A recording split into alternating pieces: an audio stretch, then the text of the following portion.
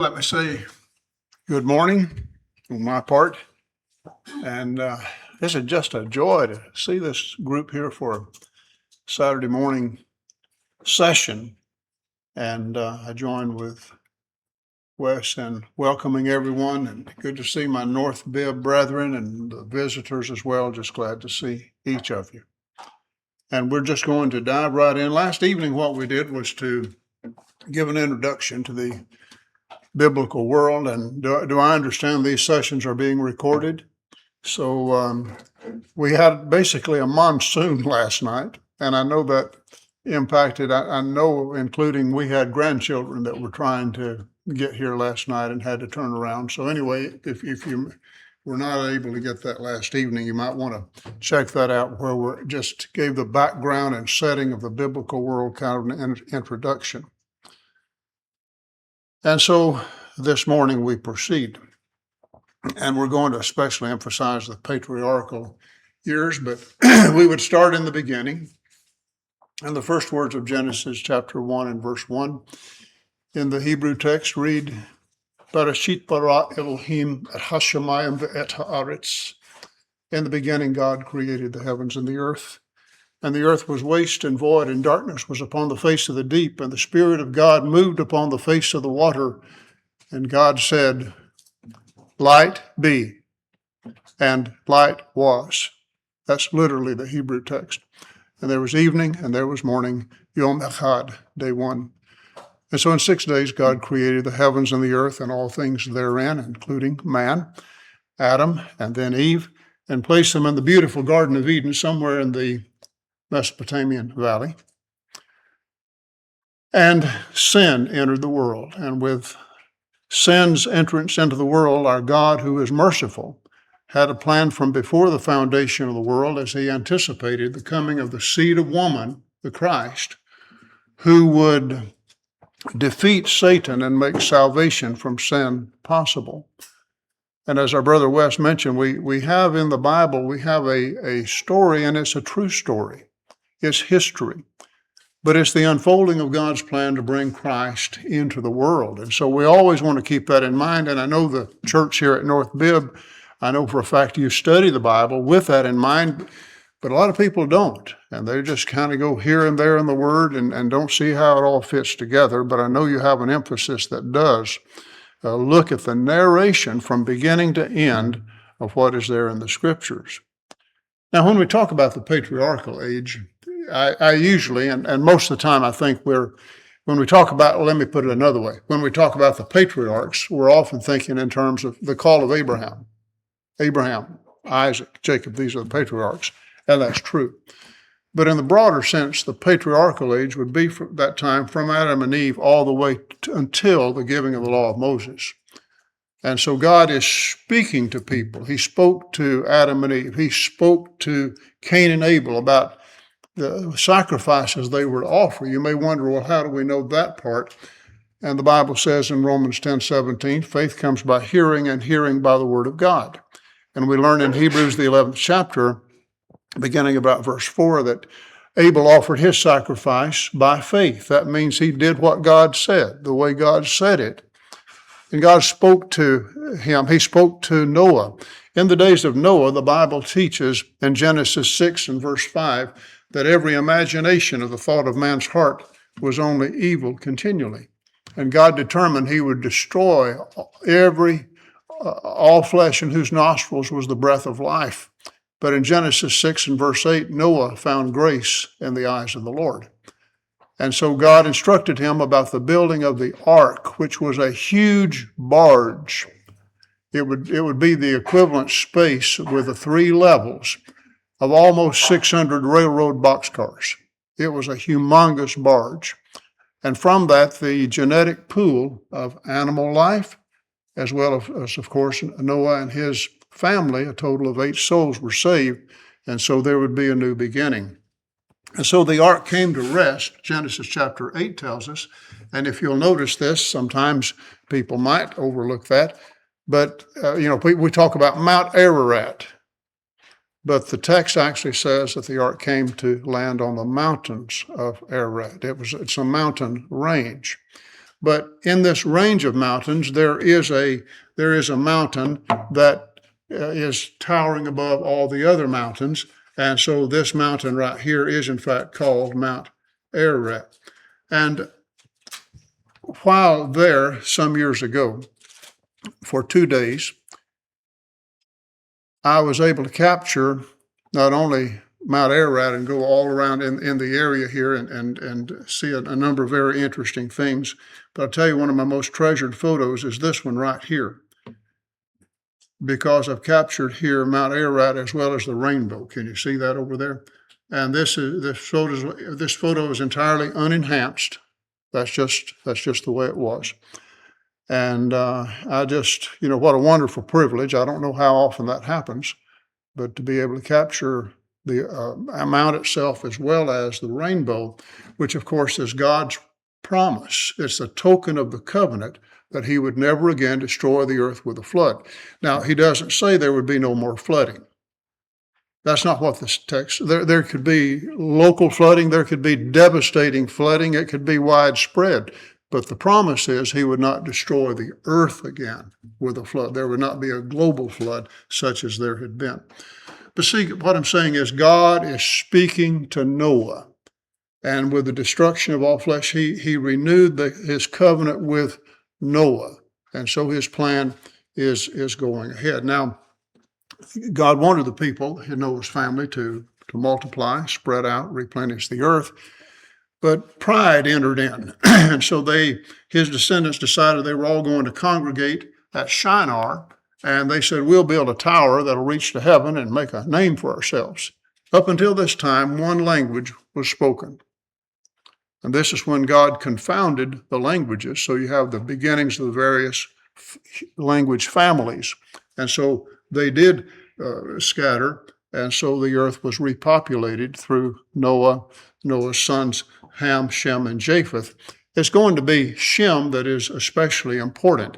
And today when you hear the word Semitism or anti-Semitism, Semitism is a derivative of the word, it's the word Semitic, which comes from the word Shem. And so that's referring to the descendants of Shem. In other words, in particular, the descendants of Shem that would turn out to be Abraham's seed and the Jews that would come forth from him.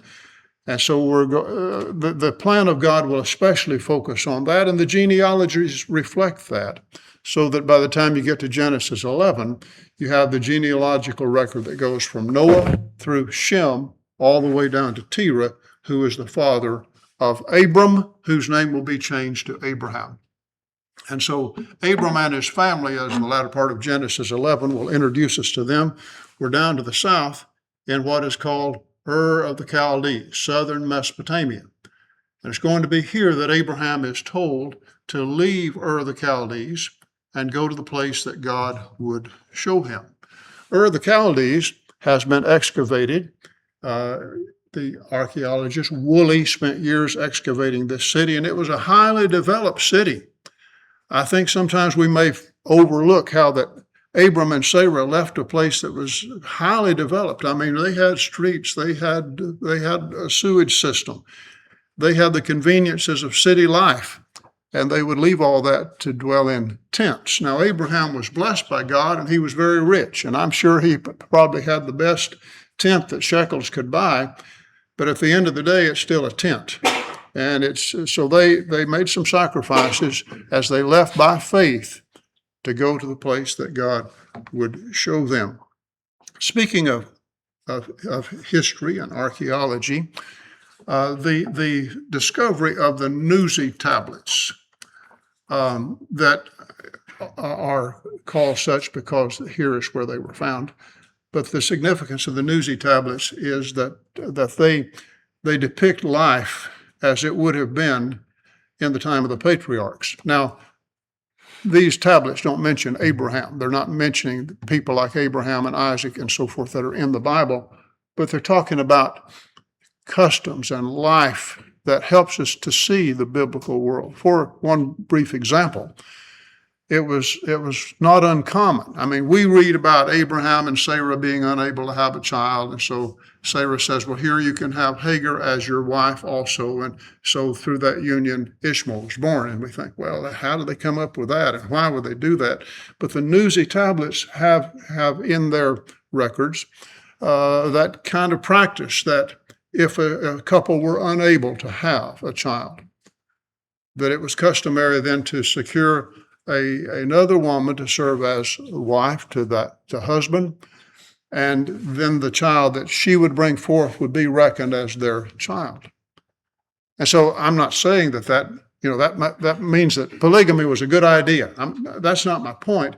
Rather to show that what you read in the Bible is consistent with records that show that this was a part of the culture. Another thing we see is that the one that had the household gods, that this was equivalent to possessing the deed to the house and property. And I always wondered, why would Rachel take those household gods when she left the land of Padan Aram, when she left Haran? I wondered, what was she going to do with them? Was she going to worship those? There's no indication of that. But you do see that she and Leah, when Jacob talks to them about his God had appeared to him to tell him to go back to the land of Canaan, they're on board. They say, well, our father has dealt with us shamefully and just like property. That trading and all that, you don't read about how they felt about this 7 years bargaining and all that. But they felt that he had not acted honorably toward them. And it's at least a possibility that she's taking that to show that really was her rightful claim to the inheritance. We don't know that. I'm just saying that this kind of information in the Nuzi tablets shed some light on some things that are going in the time of the patriarchs. But we need to move on in our travels in this time, because in obedience to the command of God, Abraham will strike out. But it's not just Abraham. They're going as really a large number of his family members make their way up to from Ur the Caldees, and they're making their way on to a place called Haran. Now, here's what's going to happen at this location. At this location of Haran, which today is in northeastern Turkey, it's not going to be, you want to read carefully. When I'm teaching people how to study the Bible, it's paramount that you pay attention to the text. And there's sometimes when it talks about someone traveling through or passing through, that's not what happens here. He settled, he lived in Haran. Now he's going to be there for a while. And it's going to be here, as the narrative continues in Genesis 12, not in Ur of the Caldees, but in Haran, that there God will tell him to leave his family and his kindred. And from Haran, he's told to leave there and go to the place that God would show him. So family is going to be left there. And Abraham will move on. And the reason that's important is because later on, that's Genesis 12, but later on, by the time you get to Genesis 24, and it's time for Abraham to procure a wife for Isaac, a trusted servant is sent back to Haran. That's where Rebekah lived. That's where Laban, her brother, lived. Bethuel, her father, lived. So you've got all these family members there. And so that's what Abraham wanted. He made his servant swear by the Lord God that you will not take a wife for my sons from these Canaanites in whose land I dwell, but you'll go back to my family, because he wanted those that knew God and were not pagan idolaters. Not only that, but also that's Isaac. But when it's time for Jacob to leave under different circumstances, he'll go to this same place, and that's where he will meet and marry Rachel and Leah and Bilhah and Zilpah. But that's all going to take place here in Haran. So that's one reason I wanted to spend a little bit of time this morning looking at that. Can I go back just to show you one thing? Cities, civilizations, it took me a while to understand this, but they're always where they are for a reason.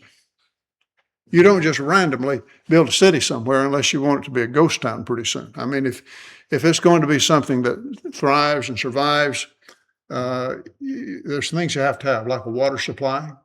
It has to be defensible. You have to be able to have food or have access to food there. Anyway, I just wanted to show you. Here's the Euphrates River, and you see there's a little stream that's a tributary of the Euphrates River. So you see at Haran, there's your water supply. I wanted to show you that. And so this, what I just showing you on the map, that's the stream right there. And I love when I travel in the Bible lands. And when I say Bible lands, I don't just mean Israel. I mean the lands where the events of the Bible transpired. I'm using the term to cover that. But one scene that I love to see, and I see so many times, I mean, you'd think, if you saw me, you'd think, well, he's never seen any sheep before, because it really excites me to see a sheep and the shepherd, because, see, that's just like in the days of Abraham. See, those kind of things have not changed. Abraham, his shepherds, the people that worked for him, his servants, this is the kind of thing that they would do. Lead their sheep to green pastures. Lead them to the still waters. You know, those are the metaphors in Psalm 23, that well-known psalm. But here we are as we make our way onto Haran. And I'll tell you, I was working this morning. I'm pulling in some photos of Haran that I've not used before. You're getting to see them first. Here's one that I've not used before. But as you enter into the what is today the little village that is there, you're seeing these beehive structures, and they are built according to the blueprint, according to the pattern of houses that were there in the time of Abraham. Now, these structures are about 200 years old, so they're not nearly, reaching back to the time of Abraham, but they are a couple of hundred years old. But this is the kind of houses that would have been there in the days of Abraham. And you think, well, that doesn't look like much, but I was surprised. They had one set up where you could go inside, and it was pretty hot out there. But I went inside, and boy, they just had it nicely decorated, rugs, place to sit.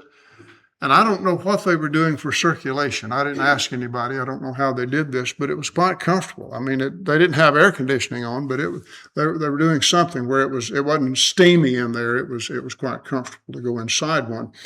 So this is what it would look like inside. And here again, I'm just taking you a little bit around Haran, because this is where Abraham lived, not just passed through. This is where family settled. This is where the patriarchs, Isaac and Jacob, obtained their wives. While I was there, I noticed this lady with a cart moving along, and has all these sticks in it. Now, you may think, what's she doing with that? Or you may think, well, that's nice. She's just cleaning up the place. No, that's not what she's doing. That's what you cook with. That's what she'll be cooking with. In fact, let me show you what they're cooking with. This is another one I've just pulled out this morning. I've not shown this one before. But hey, boys and girls, let me ask you this. Look over here with me. You see that? You know what that is? Right. These are dung cakes. Dung cakes. And you know what they're used for? They're used for fuel. And so here you see you've got the dung cakes that are stacked up, and you got the kind of thing that lady was moving along in her little cart, those sticks there. And you see that's what they're going to use to fire up an oven. They'll be cooking bread. They'll be cooking other things with that. So we've entered into the biblical world. This is the way people would have lived. And you say, well, why don't they use some hickory or some oak? Well, you just look around. You're not going to see any trees around there that you can use for fuel. In fact, let me just show you what you see as you look around. This is excavation that has been done, again, with the ancient city of Haran. And by the way, as you're looking into the distance there, I told you we're in the far northeastern Turkey. What you're seeing in the distance, way back over here, we're actually looking into Syria. We're right along the border. And so all that in the distance there, you're looking at Syria. but you don't see fuel, trees you can use as fuel for the fire. So that's what they do. But there's another thing. You remember that in Joshua chapter 24, Joshua would say, you've got to make a choice, whether you're going to worship the Lord, God, or the gods that your fathers worshiped, which were beyond the river. And what that means is beyond the river is beyond the Euphrates River. And that's saying that some of Abraham's family were idolaters. And here in Haran, this is one of the oldest temples in the world here. I mean, you're seeing, what was the foundation of all that. But this is the temple to the moon god, Sin, Sin. And so this is that would have been one of the primary goddesses that were worshipped here in this area. But that also gives us some insight as to what is going on. When the patriarchs lived here, there were people engaged in pagan worship. Now, again, Abraham and some of his family, they would have worshiped the true God, but not all of them. And, sometimes there's a problem of syncretism where you think you can have it both ways. Israel, a lot of times in their history, thought that they could have some worship of the Lord and also worship of other gods. Joshua was saying you can't do that. Choose you this day. We sang that song a while ago, Gabe. Choose you this day whom you will serve. And the choice is between the true God or these pagan gods, but it's one or the other. God is exclusive. Truth is narrow. And so, this simply illustrates the kind of thing that was ongoing in the days of the patriarchs. And people like Abraham had to decide that's not what they were going to do. So after dwelling there a while, he then will leave in obedience to God's directives. And so as I say, at this point, he is already, as the latter part of chapter 11 shows, in Haran. And that's where he was when God said, get out of your country. So he's there where he has family. And from your father's house to a land that I will show you. So you have that promise, I'll make of you a great nation. In you shall all families of the earth be blessed. Abraham departed. Notice in the latter part of verse 1, 2, 3, 4, I guess that's verse 4. It says, when he departed from Haran. So I'm not wanting to belabor the point. I'm just saying, if you're not careful, I don't think this is an unnecessary suggestion. I'm saying, I think if you're not careful, you'll think, okay, here he is in Ur of the Caldees. God's going to get him to Canaan. And so he goes up and then he goes down. And yes, he passes through Haran, but see, that's not what it is. He's living there. Family's living there. Family will be left there. And so, again, this is when he departs from Haran, as you see here on your screen. Now, you may be wondering, well, let's see. Now, we've studied here at North Bibb, God gave Abraham 3 promises, and you're just showing 2. You're showing the nation promise and the spiritual blessing promise. But here's what God does in Genesis 12. He actually waits until Abraham gets in the land of Canaan before the land promise is specifically given. And he goes to this place, which is Shechem. Shechem, right there. You see that? And let's look at the text again. In verse 6, it shows his arrival there, passed through the land. That means from Haran down to Shechem. Now, it just takes a minute to read that, but do you know how far you've gone? From upper Mesopotamia to northern Canaan, between 450 miles. So you've traveled hundreds of miles. He passed through the land to get to Shechem. And you see, it's there in verse 7, God said, unto thy seed will I give this land. Now, ordinarily, when we repeat the promises, we give them in the order, and the order of fulfillment, which is a great nation promise, the land promise, and the spiritual blessing promise. I'm simply pointing out that in Genesis 12, when first given, it's out of order a bit because he gives the land promise after Abraham is in the land. And it's not just a desolate land. Nobody lives there. It says the Canaanite was then in the land. So bear that in mind. Now, I'll tell you something that is just thrilling to me, and that is to be able to go to Shechem and be where Abraham was when God gave this promise. So, boys and girls, take a good look at this. Here we are in the foreground. That is Shechem. And Shechem is surrounded by 2 mountains. There is Mount Ebal that you're looking at here, and we're going to stay at Shechem. Here we are. We're looking this way to our right, kind of north and east. We're going to turn around like this a little bit, and we're still at Shechem, and we're seeing another mountain, and that is Mount Gerizim. And you see, there's so much Bible history right here in this place. Talking about Joshua a while ago, when it was time to renew the covenant before his death in Joshua 24, he gathered all Israel here at Shechem. Earlier, though, during the conquest in Joshua chapter 8, when they had conquered Jericho, Ai, Bethel, they came here to Shechem. 6 tribes on Mount Ebal, 6 tribes on Mount Gerizim. All the blessings and the curses were read.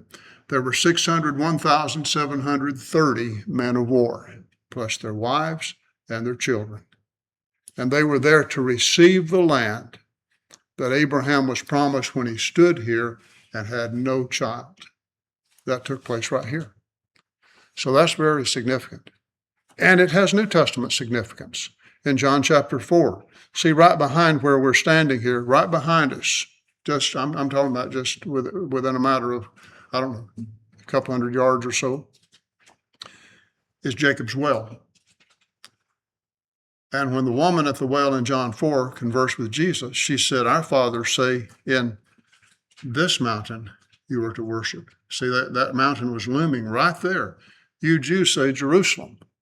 So again, this site has a lot of significance, and it's special to be there. It's also mentioned in the book of Judges in the days of Abimelech. So it'll also have significance there. So Shechem. Okay. And by the way, these are the foundational ruins of the gate. You know, when you think in terms, like I said last night when I was talking about Yokneam, you do remember all these places and points I'm making. There will be a test at the end of this to make sure that you're listening well. But I mentioned then, think in terms of city-states when it talks in Joshua 11 about 31 kings and the cities. And see, a city-state, it is a confined mini kingdom, as it were. And they had walls that went all the way around, and a point you could enter. Ordinarily, a place just has one gate. That's the one place you could enter. Some would have more than one gate. But this would be very defensible. And I should say they would have certainly one, sometimes more. But anyway, this is the Canaanite gate there, the point of entrance there into the Canaanite city of Shechem. See, the Canaanite was then in the land.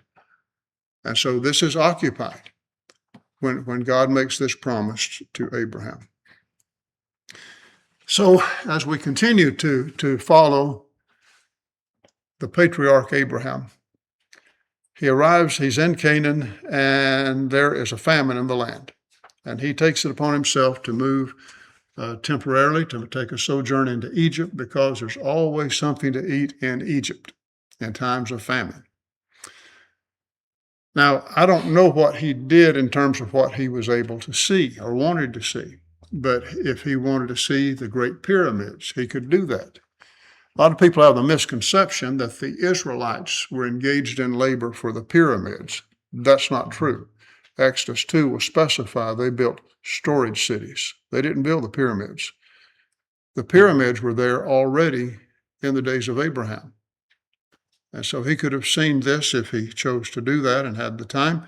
I mentioned the last evening, I think, when we were looking at the Bible lands, Khephren, one of the great pharaohs, and built the pyramid directly behind him, not the one you're seeing to the side, but I mean directly behind him. He built that one, the Great Pyramid, one of the great pyramids.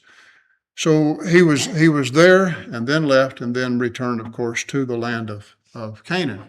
Now, when he did so, that's in Genesis 12. In Genesis 13, the herdsman of his nephew Lot and his own herdsmen, God is blessing them. They've got a lot of sheep.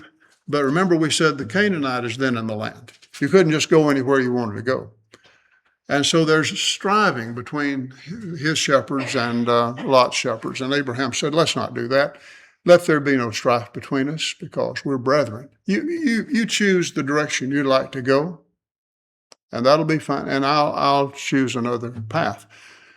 And so Lot looked at the plains of the Jordan that were well watered, and he made his way on down, and he pitched his tent toward Sodom, and he's going to be dwelling in Sodom. And of course, we know about the regions of Sodom and Gomorrah. And meanwhile, Abraham is going to settle up here at the Oaks of Mamre in the area known as Hebron. It's going to be here in Genesis chapter 15, while Abraham the patriarch is at Hebron. The God will then appear to him and not only renew the promises. See, those promises first given in Genesis 12 are going to be repeated in several passages.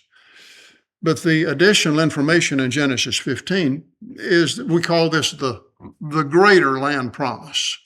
Besides the land of Canaan, what was promised in Genesis 15 is all the way down to the river of Egypt, to the south, to the great river to the north. And so this does not mean that Israel would inhabit all of this. This is talking about the land that they would control. And this promise was realized in the days of David and Solomon. By the way, when the text there says the river of Egypt, it would be real easy for us to think, well, everybody knows the river of Egypt is the Nile.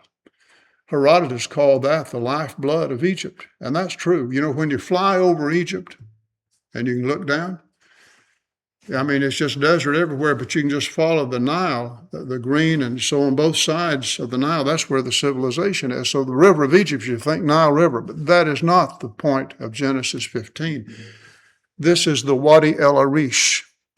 And today really, the border's pretty well just like it was back then, as far as the territory of Israel. It's similar to that. But this is where that river of Egypt would be, not over here at the Nile. He's not promising that, but the Wadi El Arish. Of course, the great river is the river Euphrates up here. So again, that's the promise that's made at that time. So time goes along. Well, I did want to take you around Hebron a little bit. Now, I'll tell you, it's real tricky to go to Hebron. In fact, I don't advise you try to do that. It is in Palestinian territory. Although the burial site of the patriarchs is owned by the Israelis. But let me take you, though, to ancient Hebron and some of the excavations that have been done there. I find it fascinating that the entrance into the city, the walkway, has still been preserved. And so we're looking here at what was there in Canaanite times. That's what the archaeologists tell us. So this would have been there in the days of Abraham. So Hebron, that's going to be very important, not only for Abraham, but in the days of his children and grandchildren.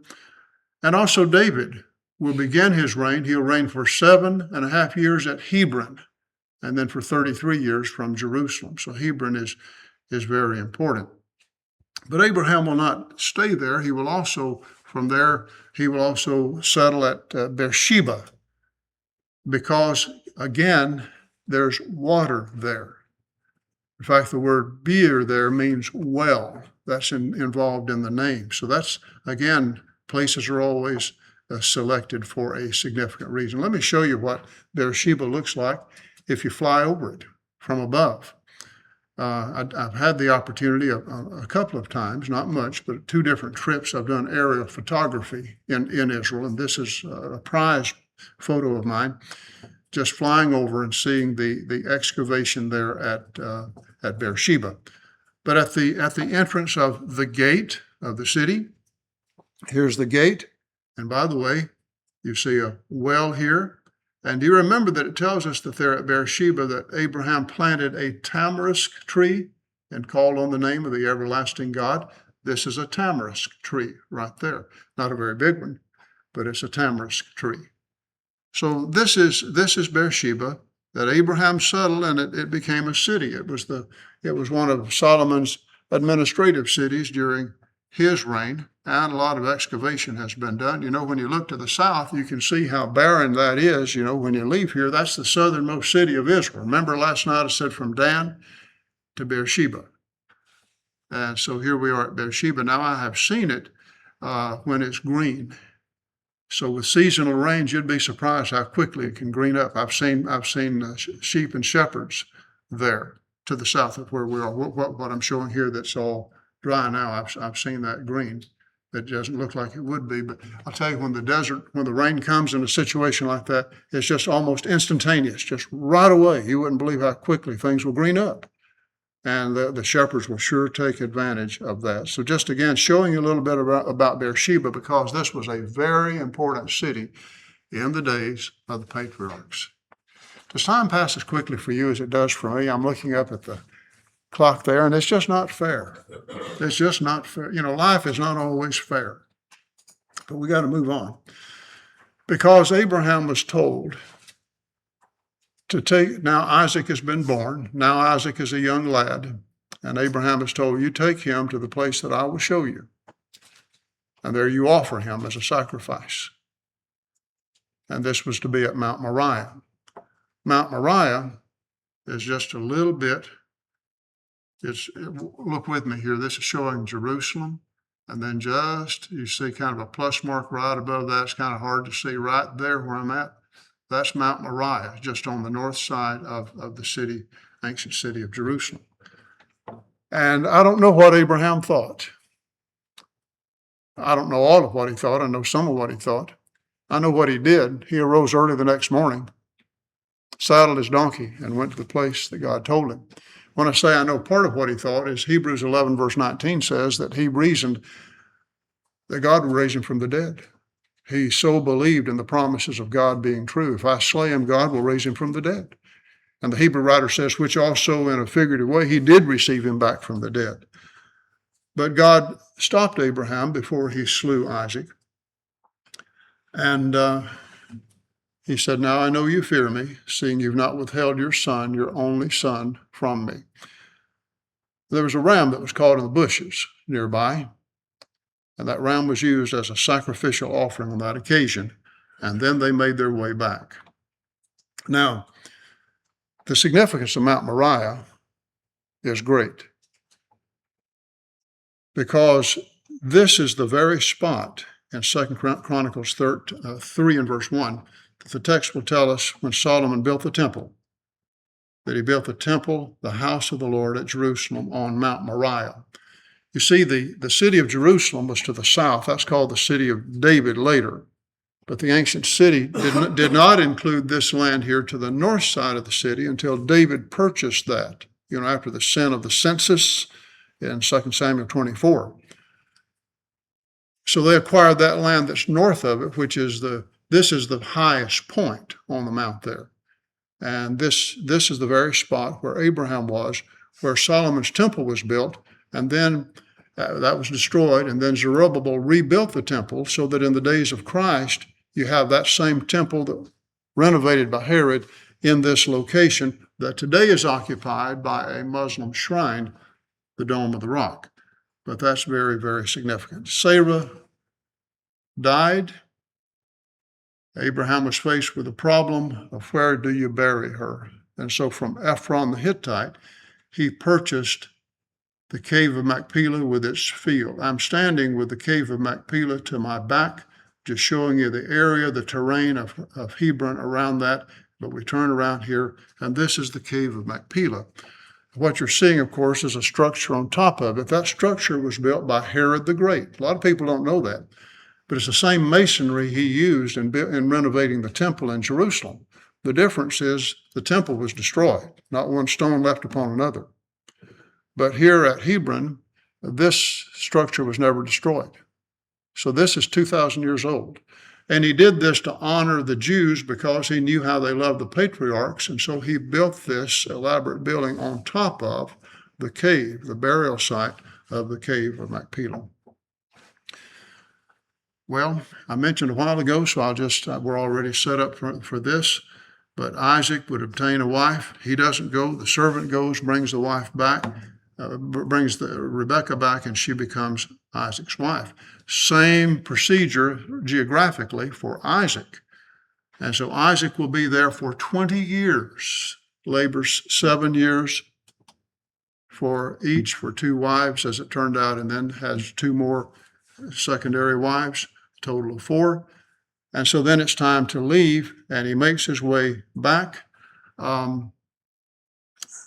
I've got a slide out of order here. The next one is showing you what I want to show you first. The next one is in Genesis 32 and verse 22. Before we get to Succoth, we've got to cross the Jabbok. And this is where Jacob will ford the Jabbok. And I'll tell you this, you talk about exciting. To be here and see this stream that will behind us eventually empty into the Jordan. But this is in the area of Mahanaim, which Jacob gave it that name. And also he will name the place Penuel, which means the face of God, because it was here that he worshipped, that he wrestled with the Malach Adonai, with the angel of the Lord, as Hosea 12 and verse 4 refers to him. And he wrestled all night. And he said, I will not let you go till you bless me. And this divine messenger blessed him. And his name was changed from Yaakov, Jacob, to Yisrael. You have striven with God and with men and have prevailed. And so that is when, can I go back one? Maybe not. Can I go back one? There you go. That is when he crosses the Jordan and he goes to, makes his way on to Shechem. Okay. And so let me just kind of trace that with you. We've crossed the Jordan. That we're looking back now. This is the country of Gilead, which from where he came. And this is the pass right here that will take him to Shechem. So I'm just kind of following along the route there. And here we go. I'm looking back now again. This is the pass and the path that you would take coming on. I'm on the pass, but I'm looking at the hillside roundabout. So we make our way to Shechem, and from there he will go to Bethel, and from there he will make his way on down to Hebron. So now we have 12 sons. Benjamin was born. Rachel died. So now with 12 sons, time is moving on. And he asked Joseph to go check on your brothers. They're tending sheep. Now he's way down here. But the Canaanite is in the land. So where are we going to pasture? Well, it turns out they're up here at Shechem. They're pasturing up here. So Joseph goes up there to check on them, and they're not there. And he's looking around, looking this way and that way in the field. And somebody says, what are you looking for? And he described his brothers and said, I'm looking for them. And the individual said, well, yeah, I heard them talking. And they said, let us go up to Dothan. And so Joseph made his way to Dothan. And so you can see, again, paying attention to the geography, that's quite a bit of travel there, isn't it? Now, Dothan, do you see this dotted line here? There's a main road that goes through here, and will join the Via Maris right here. And so this is a way that people travel. This is a way that caravan routes would travel. And here we are. This is Tel Dothan. And it was here that the brothers of Joseph sold him to a band of traders that were on their way to Egypt. Remember I said that international road went down there. And so that's where he went, and he was purchased by Potiphar, the bodyguard of the king. And God is going, we're kind of fast forwarding, but God is going to elevate him to a position of being ruler all over Egypt. And so it's in Genesis 46 that Jacob and his family will move to Egypt. God appeared to Jacob at Beersheba. And this is something else that I overlooked for a while. See, I'm telling you things I used to overlook so that you won't overlook it. But in Genesis 46, verse 3, this is where God told Abraham, fear not to go into the land of Egypt. And then he said this, he said, for I will there make of you a great nation. God would not make of Abraham a great nation in Canaan. I will there make of you a great nation in Egypt. And then verse 4, he says, I'll bring you back again. Well, time goes on. And Abraham's promise God made to him was being fulfilled about the oppression of this nation that they would serve. And they're in bondage. They're making bricks and making bricks with straw. It's during this time Moses is born, hidden among the reeds in the Nile River. At the age of 40, he's basically adopted by Pharaoh's daughter, brought up with an Egyptian in the palace, with an Egyptian education, mighty in word and deed, Stephen will say in Acts 7. But at the age of 40, he killed an Egyptian beating a Hebrew, and he fled and he went to the land, the foothills of Mount Sinai, down below here where we are, and he saw a bush in the Sinaitic desert there that was on fire, and it just kept burning, and it didn't go out. And he approached it, and this is where the divine messenger spoke to him and starts out saying angel, and then it's the Lord, and tells him, you are to go to Egypt, and you are to tell Pharaoh, let my people go. This is Tanis, or Zoan, one of the cities in Goshen where Israel lived. And they made their way after the 10 plagues, crossing the Red Sea. Now we're on the other side of Egypt, looking back and making our way on down to Moriah, where God caused the bitter water to be drinkable, to Elim, where there were 70 palm trees and 12 springs of water, and making your way through this desert all the way down to Sinai. And here's where we're going to stop for this first session. Israelites encamped. Moses, 3 things happen here. Number 1, the law is given, the tabernacle is built, and the priesthood is established. And went a little bit longer than I meant to, but that's where I wanted to stop right there. We'll take our break now. Thank you.